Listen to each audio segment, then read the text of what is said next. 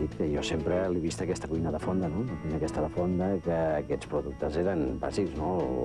La cuina visceral, després la cuina del bacallà, la cuina del porc, tot això jo ho he viscut de petit i sí he vist sempre més o menys les mateixes maneres de fer-ho. Llavors el que proposem nosaltres és que, sense tindre tecnologia a casa, també puguis variar els tipus de coccions i els conceptes de fer aquests productes d'una altra manera, no? Més lleugera, més liviana, amb baixes temperatures, cosa que sembla una mica complicat i difícil que a casa es pugui fer, i sí es pot fer. I el que proposarem serà, doncs, facilitar la feina a les mestresses de casa perquè aquests productes tinguin vigència o més vigència actualment. Avui us preparem una amanideta de bacallà sèpia que té una mica de record d'un xató, no? Com veieu, té molts ingredients que són propis del xató, com el robèscol, el bacallà, les olives, l'escarola.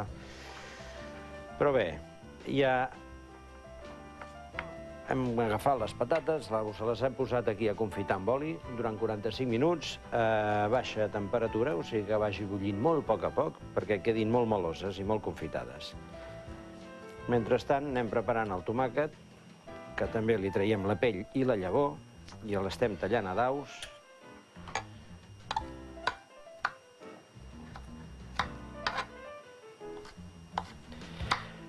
Bueno, i tot seguit anirem preparant el bacallà, que també l'agafarem. Bacallà de la part del morro, que és de les més melosetes que hi ha. El que farem serà tallar-lo a daus més o menys per posar-lo també a marinar una mica amb oli, amb un bon oli verge.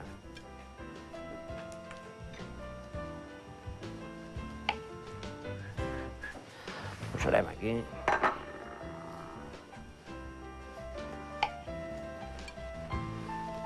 El bacallà amb el seu punt de sal, també és important.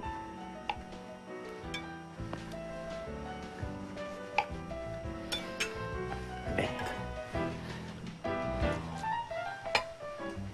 La novetat que li donem... Ara hi posem una mica d'oli. La novetat que li donem una mica amb aquest plat és que estem fent un maridatge entre el bacallà cru i la sèpia, que la menjarem quasi crua. Deixem així a marinar una estona i ja tenim els ingredients a punt. Aquí tenim el tomàquet amb una mica de sal i també una mica d'oli. I el deixem també que es vagi marinant i que deixi una mica d'aigueta. Molt bé. Ja tenim la sèpia, que l'hem tallat, l'hem netejat i l'hem tallat a daus. Llavors el que farem serà saltejar-la molt lleugerament. És qüestió d'un minut escàs, perquè ens quedi molt melosa. Llavors, jo el que us recomano també és que la proveu en cru.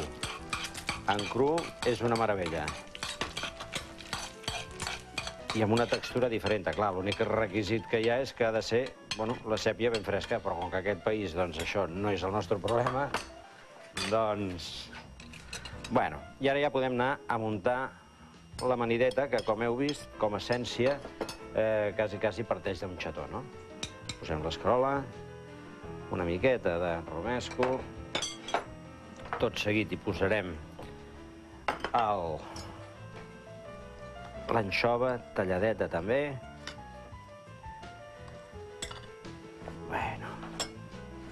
Després hi afegirem el tomàquet, que el tenim ja tallat, si ho recordeu, amb oli i una mica de menta.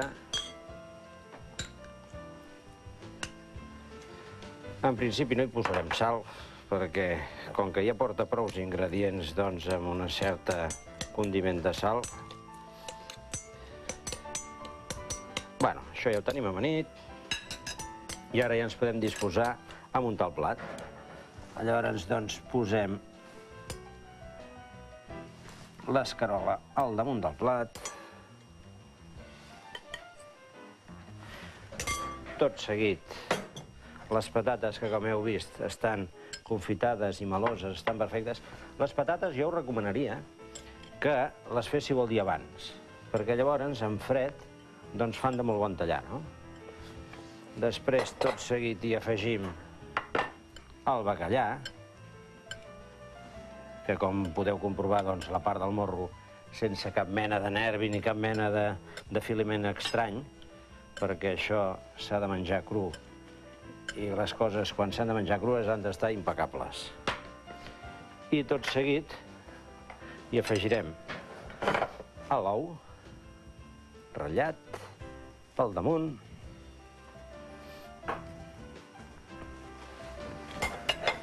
I l'element que ens faltava, diferenciador, que és la sèpia. Llavors, el que sí farem serà posar-hi una llàgrima de romesco al mig i tot seguit hi escampem una mica la sèpia. Bueno, i aquest és el plat que us proposo jo perquè tingueu una espècie de xató una mica diferent. Que vagi de gust.